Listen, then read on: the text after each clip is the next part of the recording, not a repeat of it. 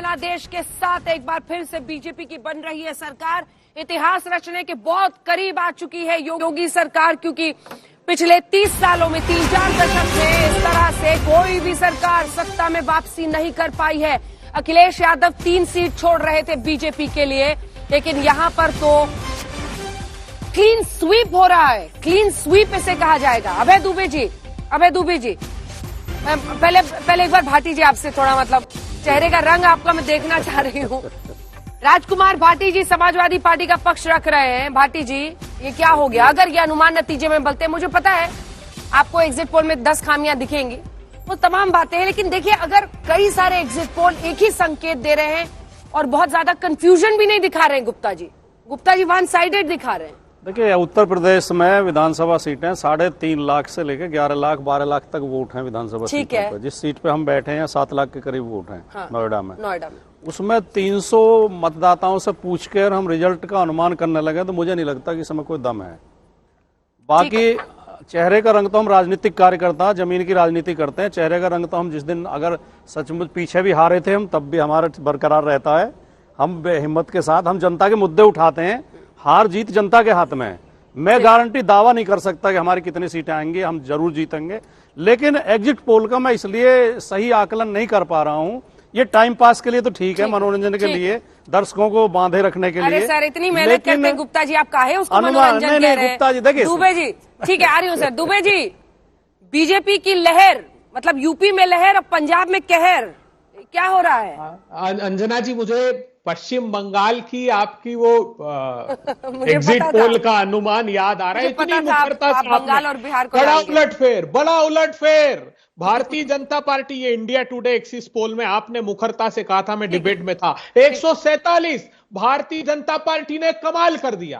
क्या हुआ? गुप्ता जी बोलते हम लोग हैं, परिणाम आए तब क्या हुआ?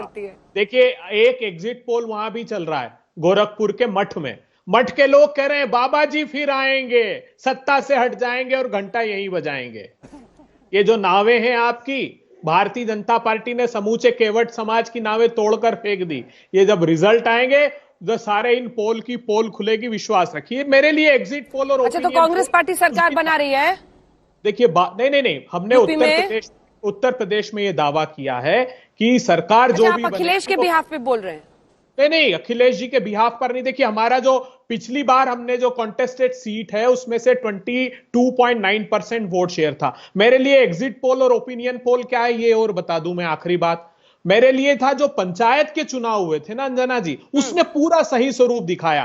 गोरखपुर से आदित्यनाथ जी आते हैं, 68 में से सिर्फ 20 सीटें जीते।